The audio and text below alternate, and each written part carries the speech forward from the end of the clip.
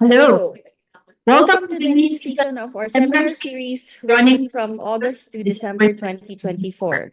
This event is brought to you in partnership with the Congressional Policy and Budget Research Department, or CPBRD, with participation from representatives of various House committees and distinguished members of the House of Representatives. We are excited to have you with us as we embark on another round of engaging and impactful discussions. As part of the recently concluded HREP Ateneo Evidence-Based Research Project, 13 research studies were submitted to the Philippine House of Representatives.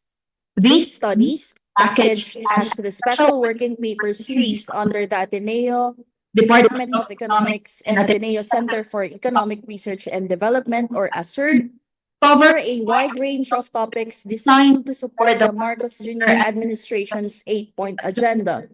These include initiatives aimed at protecting the purchasing power of families, reducing vulnerability and mitigating the pandemic's effects, ensuring sound macroeconomic fundamentals, creating more quality and green jobs, facilitating government right-sizing, and of course, establishing peace and order.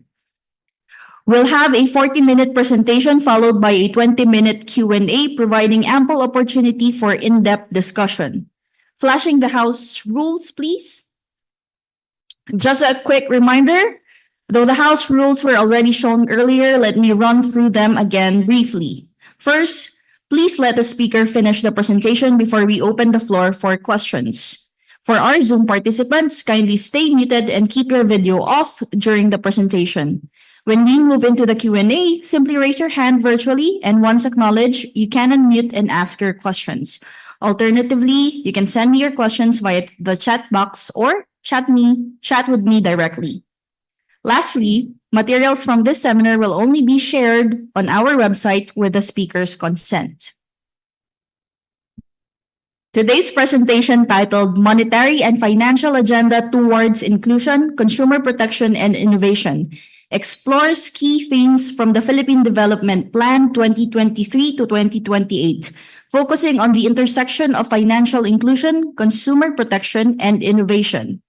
It revisits the Truth in Lending Act of 1963, proposing reforms to enhance transparency and empower consumers, while also drawing on behavioral finance to encourage better financial decisions. This paper offers a valuable look at how legislative efforts, including protections for retirees and whistleblowers, can shape the financial landscape, addressing challenges such as high interest rates and their impact on inclusion.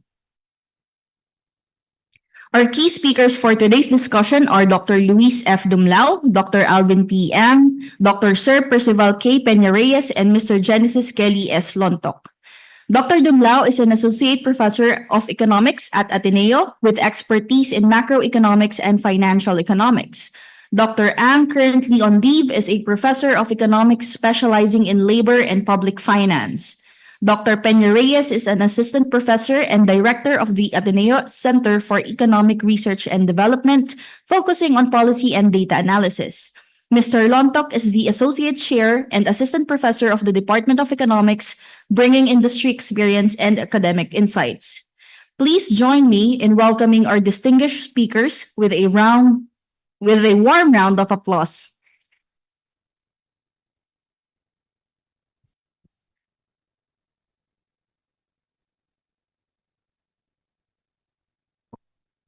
Good afternoon. I want to, before I start, I want to give credit to our partners in the Congressional Policy and Budget Research Department.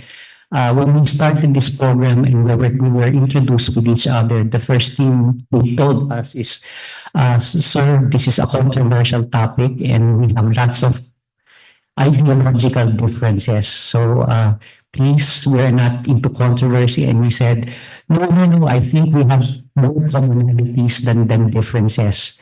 And rest assured that we will stay away from controversial issues and we will look at the ones that are common, that's obvious, that's something that can make a difference to society. Particularly for inclusion, consumer protection, and innovation. Inclusion, consumer protection, and innovation is something we did not make up. We actually got it from the Philippine Development Plan to 2028. So it's consistent with the plan, and we try to veer away from controversial issues with the current administration.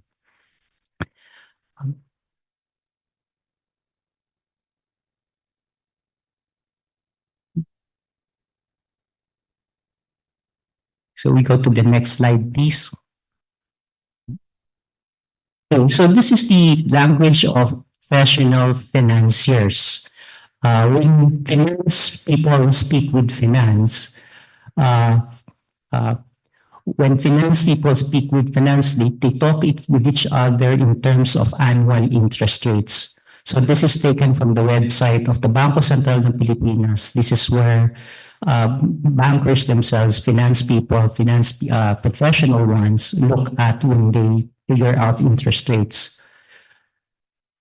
Now, let's go with the language of professional financiers when they talk to consumers. In this example here, this is now an actual bill. When they speak, when finance people speak to consumers, they speak in monthly interest rates, and sometimes they don't even state what the interest rates are. In this case, it's 3% per month.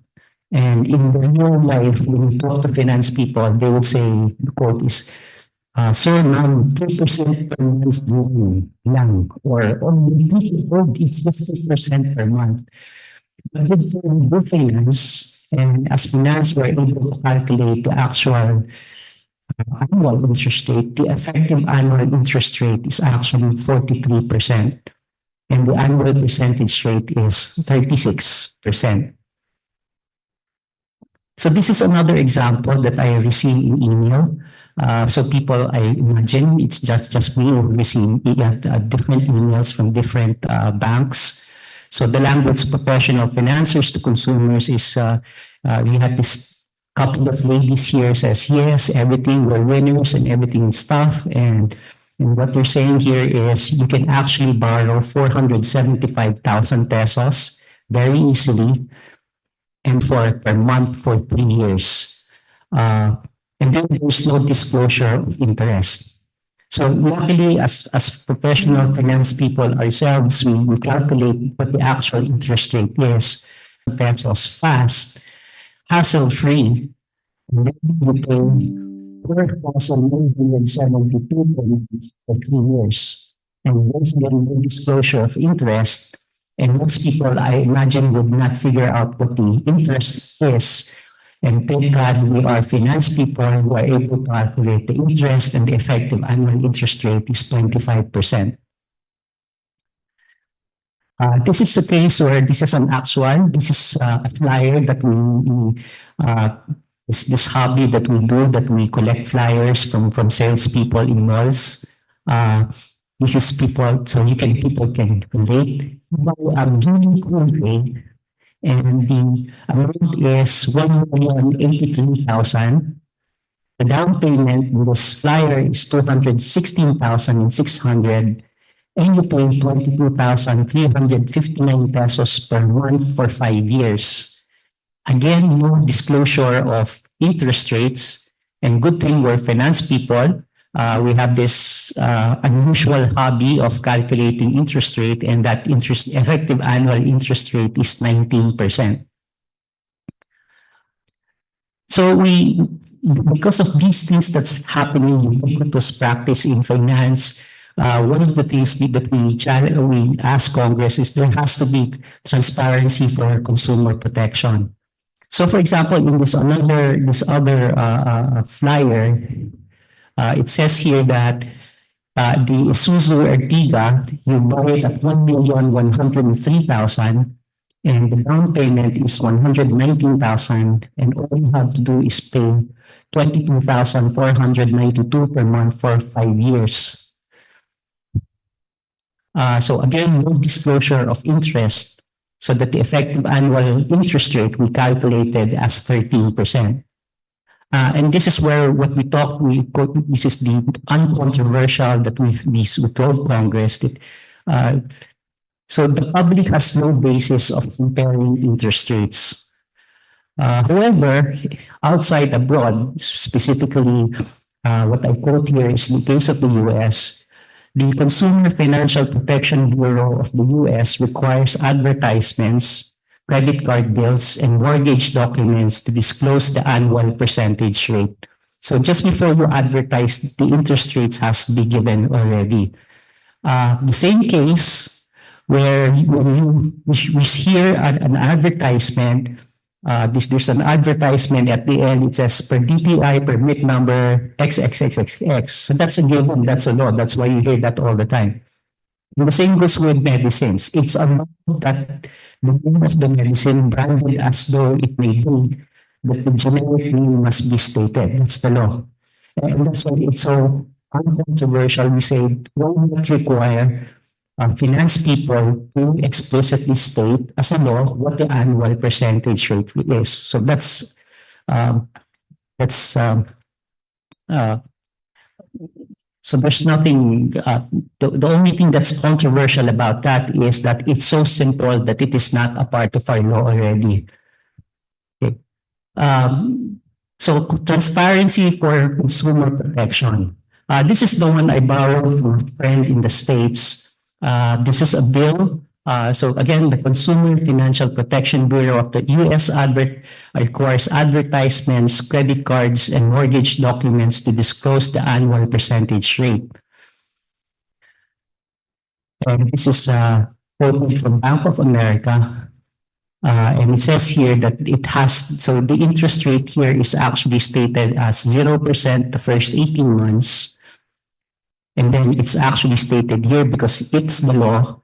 And then, so they state that after 18 months of 18 billings, the interest will be 18 to 28%. Oh, by the way, this is bad practice. This is what you call the balloon interest rate. They tease you zero interest rate, you borrow, you use your credit card, there's no interest, and after 18 billings, next thing you know, when you are all indebted, suddenly the interest rate balloons to something like 18 to 28%. But our point being is that the APR must be stated to the people, consumers. So we know that we do not advise government and regulators banning or defining usury. But just the tendency of our lawmakers is it's illegal to do usury. But what is usury? That's the problem. And so what we said is, and there is reason for people to borrow at high interest rates. It's especially in the rural sectors. It could be that their income are actually really small. And then there is irregular flow of income, for example, seasonality, and they make out of Pacquiaoan system. And the third one is unexpected events like natural catastrophe and health emergencies. So we don't blame people from getting into this, getting in trouble. But we just really emphasize is transparency. And what we mean by that is even if one enters into subjectively defined usurious agreements, the most important thing is that they know what they are getting into. And that's why it must be required that the interests, the annual percentage rates be stated at the outset. Then we went to the nudge. People actually make mistakes because finance is most of the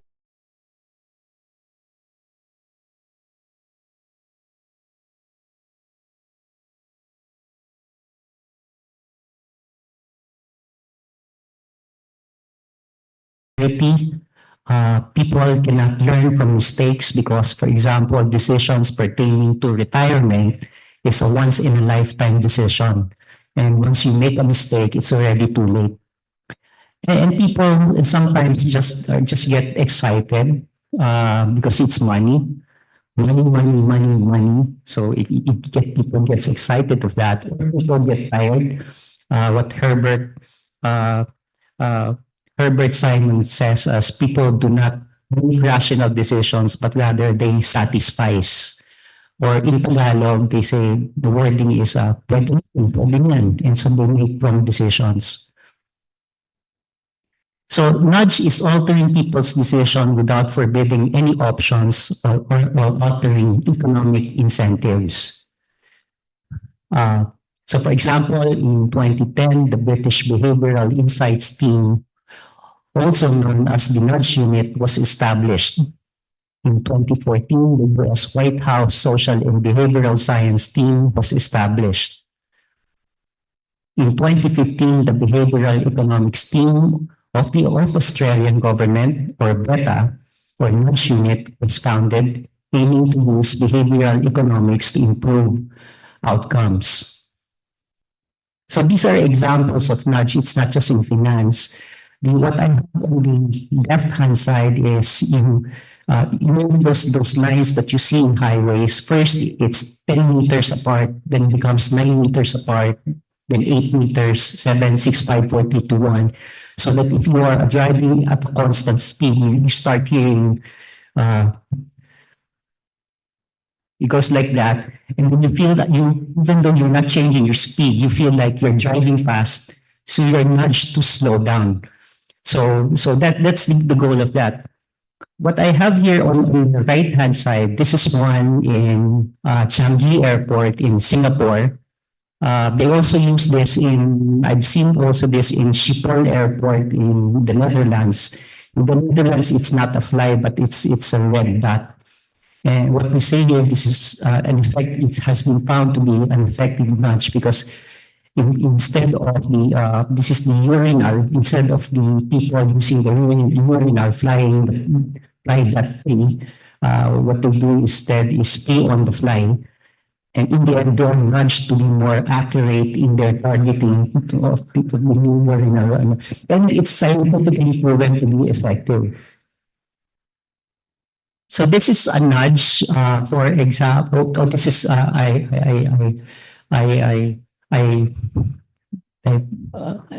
diverge a bit. So information and nudge in consumer protection. So this is an example. An example here is in this person's bill, the bill is the debt is 81,123, and then what you pay as installment is less than the interest rate. Ultimately, the debt will balloon. In this case, thank goodness we're finance people, we're able to calculate. In this particular case, the 80,000 balance, if you pay only 800 pesos per month and the interest rate is 3%, the balance of your debt is going to double in 3 years to 160,000. And this is the consumer goes underwater, mimicking the subprime model, what caused the crisis, the US financial crisis in 2008, 2009. And this is an actual bill that I saw that happens here in this country. Okay, what's underwater? If you buy a car worth more than 1 million pesos, the bank starts asking something more than 1 million pesos, that's underwater, which means the tendency of the consumer is instead of paying the 2 million pesos, they just run away from the debt. They just give out the 1 million car instead of paying out 2 million pesos. But the thing here is, there are laws outside. For some reason, we don't have it yet, so we propose this as an example. The Responsibility and Disclosure Act in the US requires monthly credit card statements to prominently display the cost of repaying the balance when only making minimum payments, and to compare this to the cost of repaying the balance when making payments that would pay off the balance within 36 months. For example, within this particular bill, the law would require the following statement. So we are able to calculate it. For example, it should be stated that if you pay the minimum of 811.24 cents per month, your debt will double in 3 years. And then it is also required that if you pay 3,716 per month, the balance of your debt is going to be 0 in 3 years. So it has to state that. So if you have that information, people already are nudged to make the right decisions without forcing them. Because we are a free society, we want people to make their decisions, except we are nudging them we're giving them the right information and hopefully nudge them to make the right decisions. This is the example of the technology of nudge for inclusion. This is the pag-ibig. In pag-ibig, if you want to, if you want to, uh, uh, if you want to save, you have to apply the paperwork and then you save. In this, if we apply the nudge, the default is you will contribute 100 pesos. That's the default. But since we are a free society, if you do not want to contribute 100 pesos, you can always say no. But then again, it should also state what they're missing out. So for example, if they don't do anything, they already have, they contribute 100 pesos. But if they don't want, they can fill in an extra box, and that box is, please cancel my voluntary monthly contribution of 100 per month, which after 30 years at the annual interest of 5% will disqualify me to a cash of 82,225. So you're free to do that, but at least you know that your savings escalator is when I'm 20, for example, I contribute 100. When I reach 25 years old, I contribute 150. When I reach 30 years old, I contribute 200 per month. Okay. For me to do that, I have to put in additional paperwork. But what the nudge does is automatic, there is savings escalator. Okay. But if you don't want, you can always say no, you can always opt out because we are a free society. But people are also nudged to know what they're missing out. For example, they can box out, the box would be, and we calculated what they would be missing out if they don't do automatic savings escalator. So we could have, please do not add to my voluntary monthly contribution 50 pesos per month per 5 years, which after 30 years at the annual interest of 5% will disqualify me to an additional cash of 150,000. So that by itself, hopefully the consumer is nudged thinking that, whoa, I'm going to miss out 150,000 pesos. So what they would do is hopefully decide not to, and they are, that means they are empowered to save, and they have this opportunity to make money. Okay. So something a bit something a bit controversial, for example, is our ID here in Ateneo.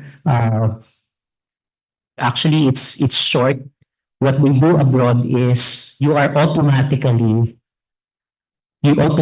have a savings account so that you are included, this is financial inclusion, in the digital economy. But because we are a free society, we can always opt out. But then again, at least you are nudged as to be part of the digital economy. So that's the purpose of that.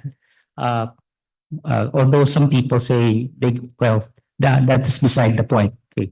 So this is information nudge. This is the case of utility billing, the gas services in Singapore. And what it says here is when your gas consumption is greater than the national, you will see the national gas consumption and your neighbor's average, then you get conscious if you are using too much gas or you're doing a good job. So you're nudged to make a right decision. And this is the case of the water. And then what you will see here, this is Singapore, when your water consumption is less than the national and your neighbor's average, then in a sense you're tapped that you're doing a good job, and supposedly you are nudged to be more economical in your use of water.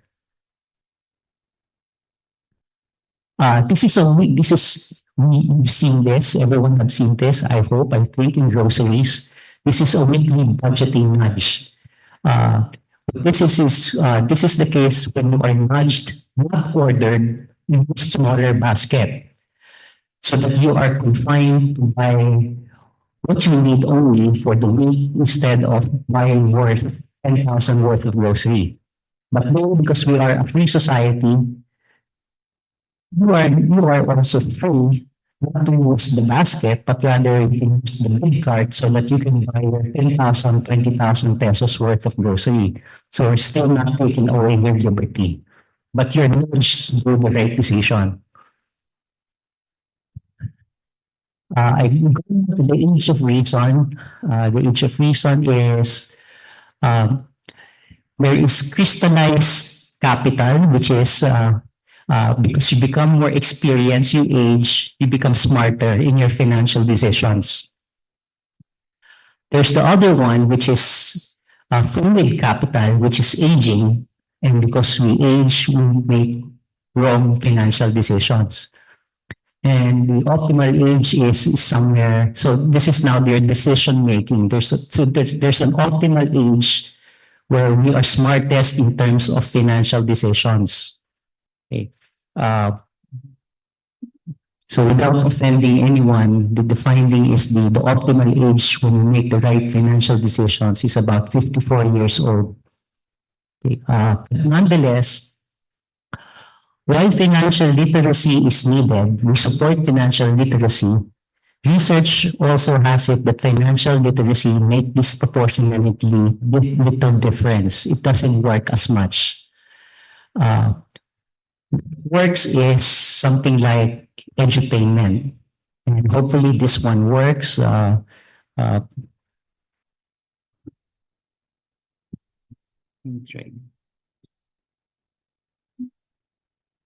this is a sound. So okay pa rin. Yeah, okay.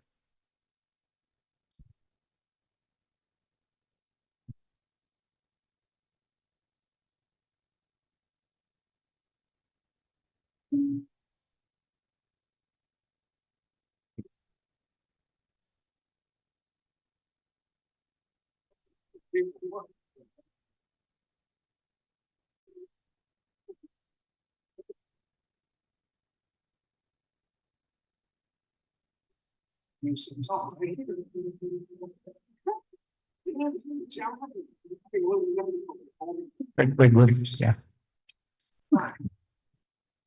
You can skip now. So you got the point. That's edutainment. It's not. So you can look it up on YouTube. Just look for Elmo and making money, and but that's edutainment. The flyers, the literature, it usually does not work. But what how works is edutainment. So there has to be a shift in strategy. I lost the my clicking power.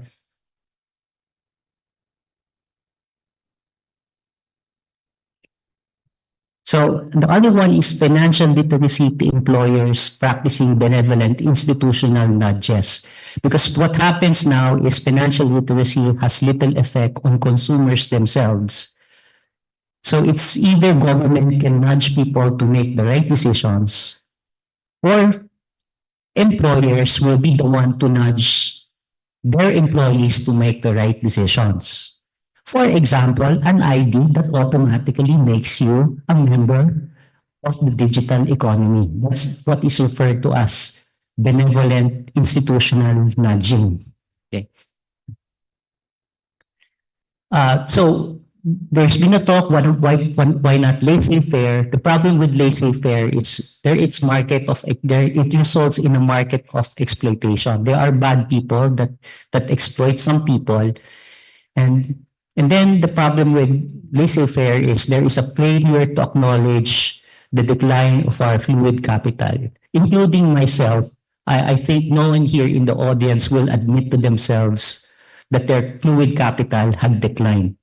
No old person, no middle-aged person, including myself, would admit that there is a decline in my capability to decide on my finances.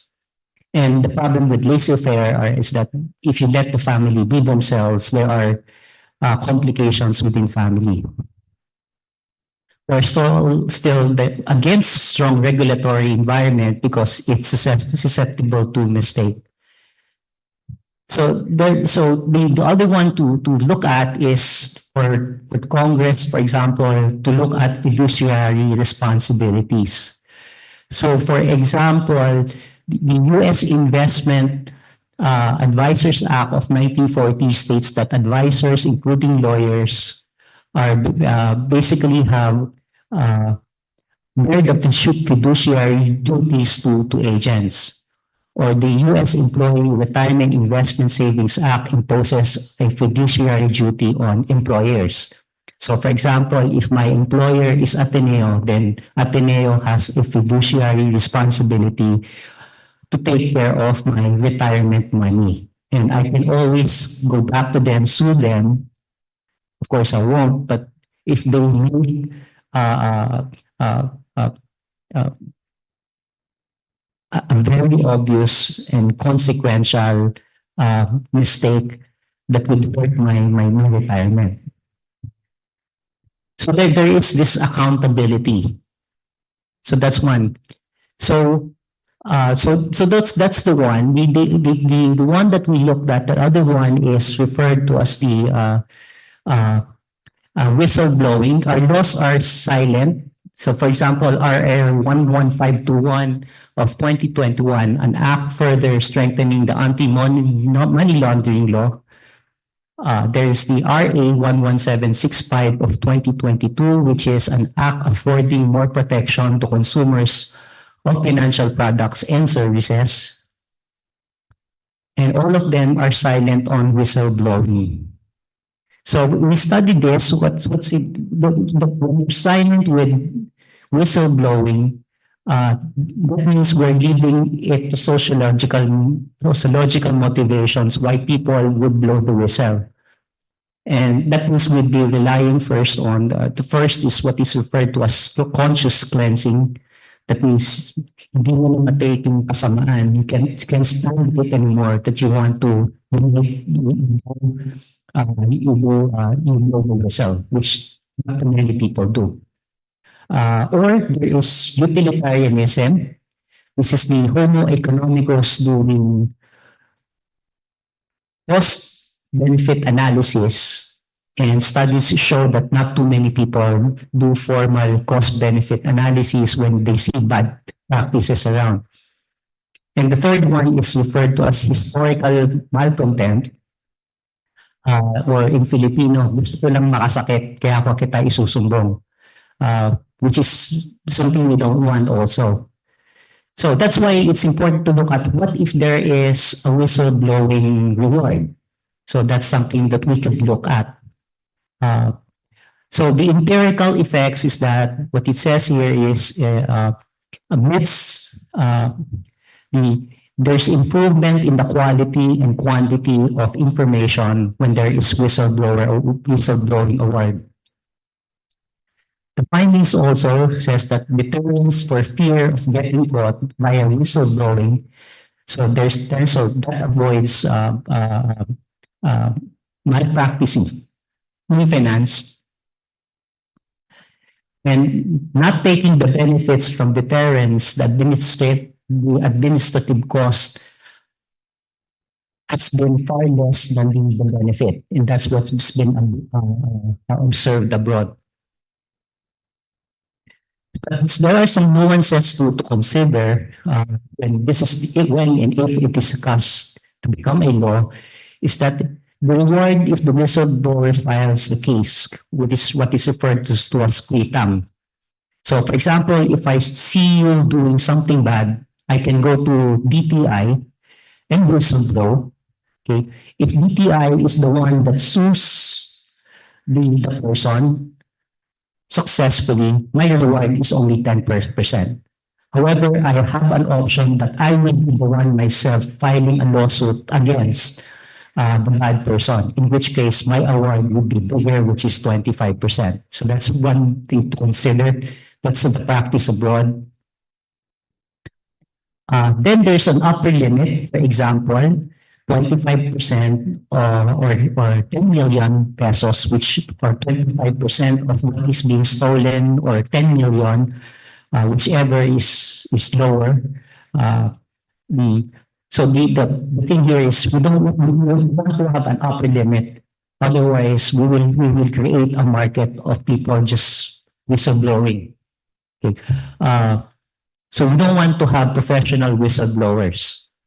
And then there's the participation in the wrongdoing that's not disqualified but reduces the whistleblower's award. So people taking micro can relate to this. This is your prisoner's dilemma. That means if we people are bad people, one, two, three, four, what I can do is behind the scene, I can cooperate to the government and says, look, we actually did it. And these are my partners, in which case I get rewarded still. But still, it's easier for government to catch what they actually did. And then the reward can vary depending on motive. For example, if it's historical malcontent, gusto ka lang makasakit, then the award should be less. Or if the motivation is love of country, then the award should be something that can be bigger. And then we keep note that fabricated claims of wrongdoing for profit can be a crime, for example, perjury or defamation. So we also have to make people aware and or potential whistleblowers that if they lie, they can actually go to jail. So that prevents people from whistleblowing for the sake of whistleblowing. And whistleblowing should have protection features, example, against retaliation and limits against to the right party. Then there's transparency for consumer protection. So this is across the board. Across the board, interest deposit of less than 0.2%. So that's not a typo. Literally what they give you is less than 1%. In fact, 1/5 of a 1% as interest payment in deposits in savings accounts. And part of that is because, let's face it, banks are also charged too much. And what we have here is, this is now the cost-based supervision. A key response to the financial and economic crisis has been the formation of financial stability committees existing in over 40 countries.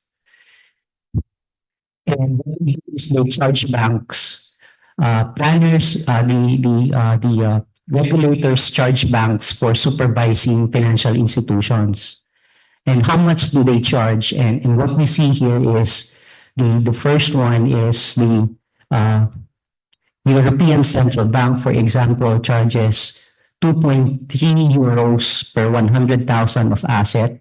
The Bank of England charges 0.04 pence, 0.04 pence per 100,000 pounds of asset.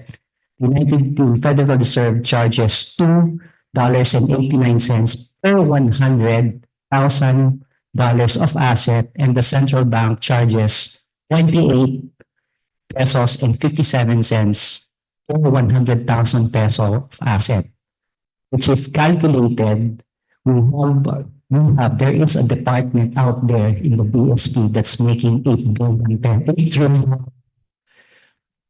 pesos. I don't know what department that is. So imagine a department of people making 2 billion pesos. That's good money, and that's reason to be concerned with. And then there's the cost-based supervision, free resources.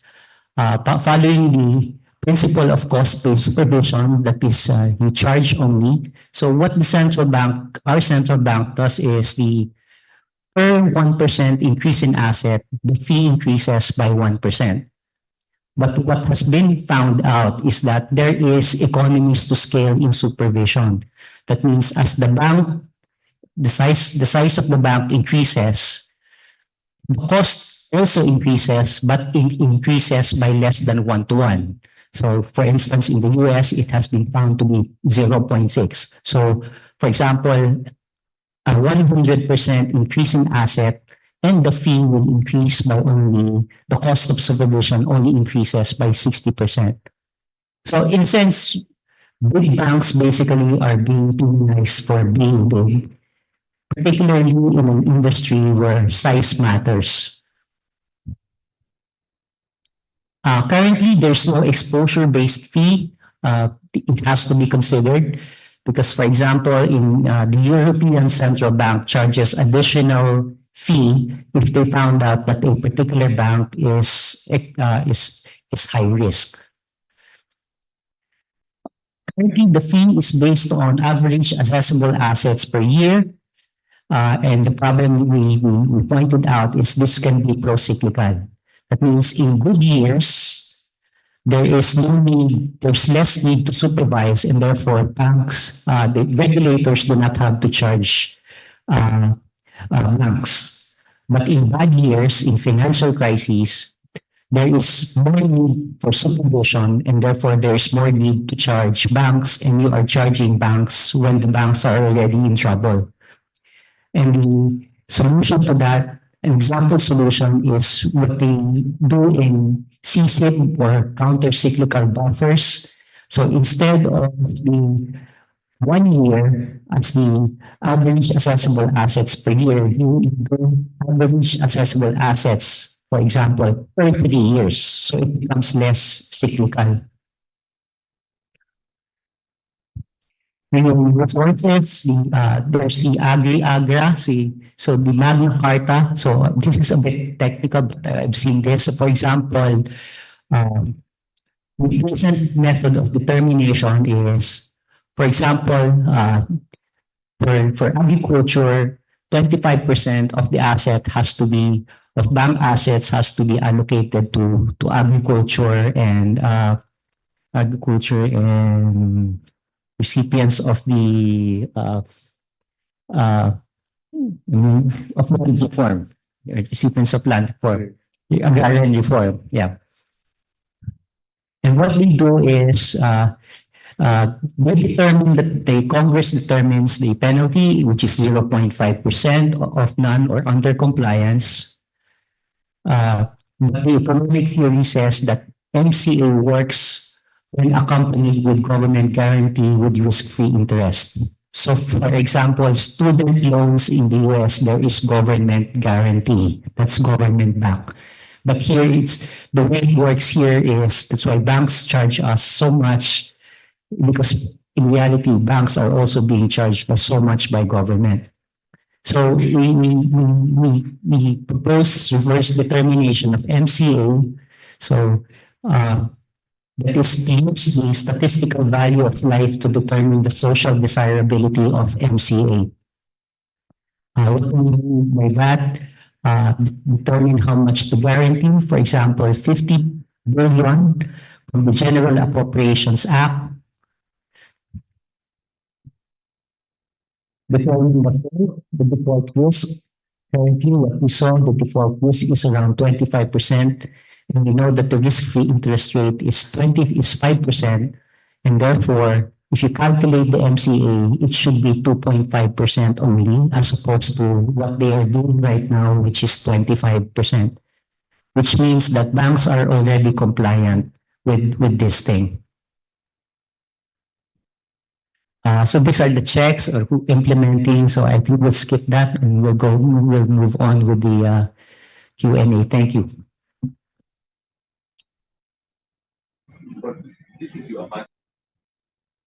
Thank you, Dr. Dumlao, for the timely and enlightening lecture.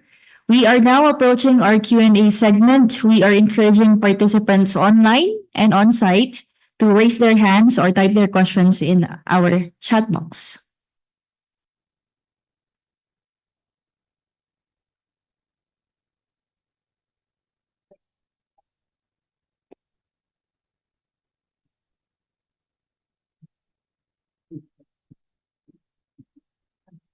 You can use the mic.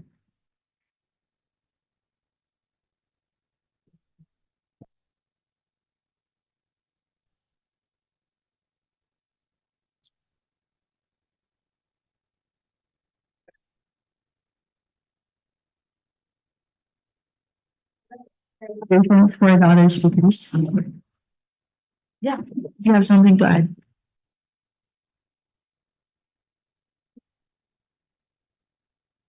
Very comprehensive service presentation.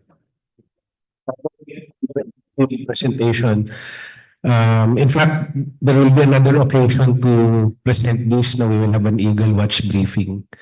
Oo, ano. So, Sir Louie will be doing the usual macro briefing.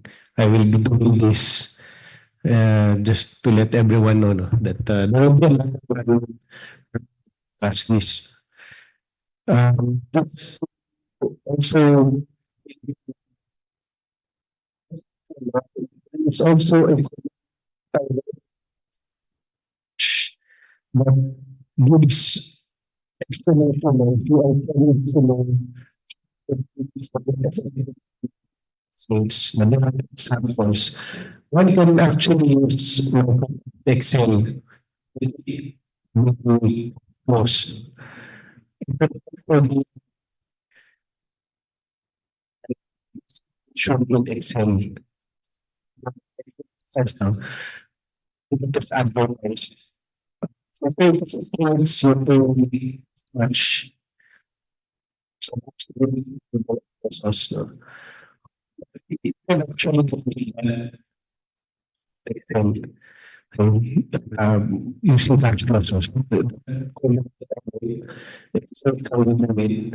And that's how we would see um, it's like no, we also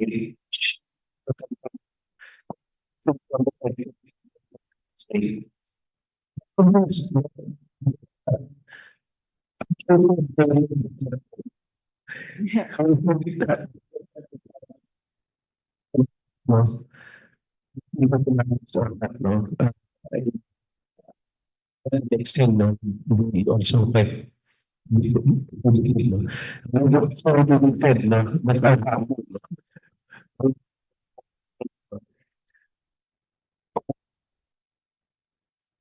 that's our we can actually do it. And of course, we are able to control ourselves. But we eventually want to such that we will become sure, no? But when everyone knows what we are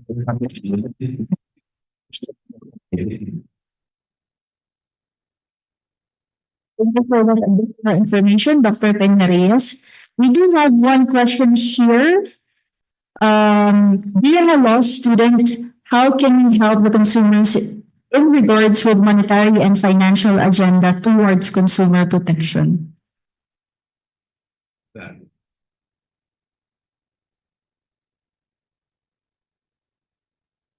Well, again, these are obvious ones. For example, it's practiced around the world that you have to express interest rates even before. So it's our advocacy, and we don't have the monopoly of the advocacy.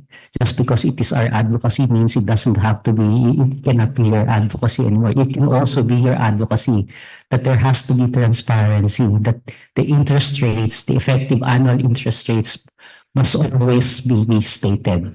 That's one. And there are others. That's just one.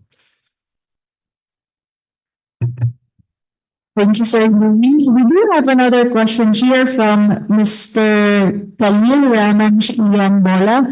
Looking at how consumers are being protected from the purchase of cars, say for example, Suzuki, his question goes like this. How can a low-income earner consumer benefit protected?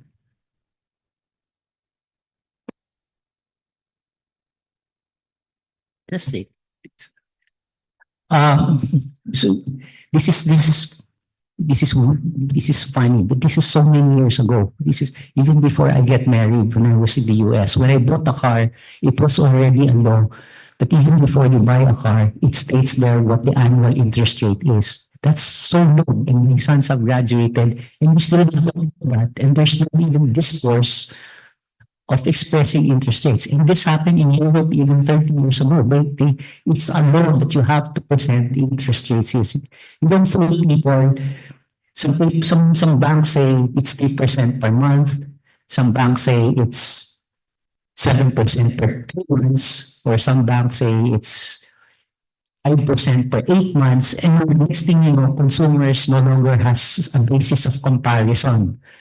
So the law is so simple. Everyone has to state it explicitly in terms of annual annual percentage rate, for example. So that people, consumers have basis for comparison. Thank you, Dr. Dunglao. This is for the other authors of the paper. How can financial policies foster innovation to promote inclusion while effectively protecting consumers from emerging risks like investment scams?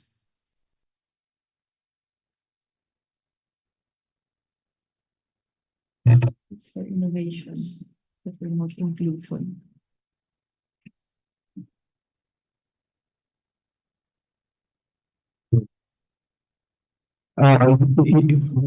Sounds, no, when people make decisions based on information.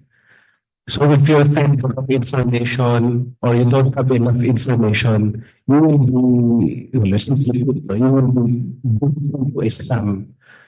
Okay, so that's simply what I see there. No? If you are not adequately informed or misinformed, you will make bad decisions. You will get duped. So if you are at some level, no, it operates intellectually, no, that you have to have also no information, ano. But there are other things that other factors also, no, that make people commit mistakes, financial mistakes, no, and much of it really, as one of our colleagues no, mentioned no, in her book. No, I'm referring to Miss Rose Fausto's book. No. There is financial quotient. No, it's not just head knowledge, no, but actually more of emotional intelligence when you handle money. Because when you are emotional, no, she cites two acronyms in particular, no, that are involved nowadays. No, YOLO and FOMO. No? You only live once in fear of missing out. But mistakes, no, make people commit financial mistakes. So, but in line with nudge theory, really, no, nudge theory is there to help you, no, get you back to your senses, no. So these things, so I think informing people and nudging them, okay, to make good decisions, no, because much of what we do in the commits the mistakes that we commit are when we use our head, no, but let other things govern us, no, emotions in particular. Thank you, Dr. Penrose. Maybe one short clarification here from Ms. Miriam Valeza. Do you know if the study was also presented to the BSP or the Central Bank of the Philippines? Yes, the BSP was. Yeah, a monetary board member was present during his presentation in Congress. Although that monetary board is no longer a monetary board. But there's also a roundtable discussion. In the roundtable discussion, there was also a lawyer from BSP that was present. Thank you, Sir Louis. And we do have one final question here. Under the technology of nudge for inclusion, what are the benefits of membership registration form and how can it benefit the consumers? So I'll just give one real life example. This is not practice. This is not confidential. And this is public knowledge. I ask people around. Even you can ask our chair. You can look. He can look at his payroll slip. All of us here, the Ateneo, SSS benefit, SSS contribution is around 1,350 pesos per month. Then we calculated it then in class, and if you have a 20-year-old employee who starts contributing 1,350 pesos per month and then retires at 60, so we are retirable at Ateneo at 60, the present value of what we will have is an allowance equivalent to 1,500 pesos per month. 1,000, that's not a typo, 1,000 pesos, 1,500 pesos per month. That's going to be the budget of the retiree. And that's why people emphasize financial literacy. And when you do financial literacy, you teach them the consequences of what people do. Unfortunately, there's also been a finding that financial literacy do not work. Just like gender literacy, it doesn't work as much. But what works are things like edutainment and nudging. And that's why here, uh, people that they save in the future so that in the future they have bigger, uh, hopefully, they have bigger retirement money when that future comes. Thank you, Dr. Dumlao. That ends our session on Q&A. On behalf of everyone here, we do sincerely thank our speakers for sharing their knowledge and insights with us today. So your contributions have made the seminar both enlightening and inspiring. We truly appreciate the time and effort you put into making this event a success. Thank you. So we do encourage you to please visit the website for materials from previous seminars. And previous seminar series videos can be found in the Ateneo de Manila University YouTube page with the playlist titled Economics Seminar Series. You may also have access to the request form for the certificates link, and it can be found on the chat box. Please answer immediately as it is only open for 2 hours after the session. We would like to thank the support team. We have Ms. Dania Andres, Mr. Lance Bataro, Mr. Kenneth Arroba, and Mr. Rodel Crisostomo. For our online participants, please have your cameras open for photo taking. Yes po. Hello, I'll be taking the photo for our online participants. So there's 3 screens on my end.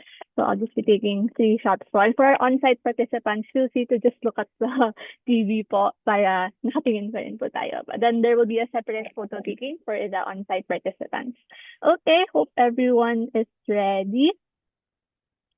I'll give it 2 more seconds. Okay, so taking the first slide photo in 3, 2, 1.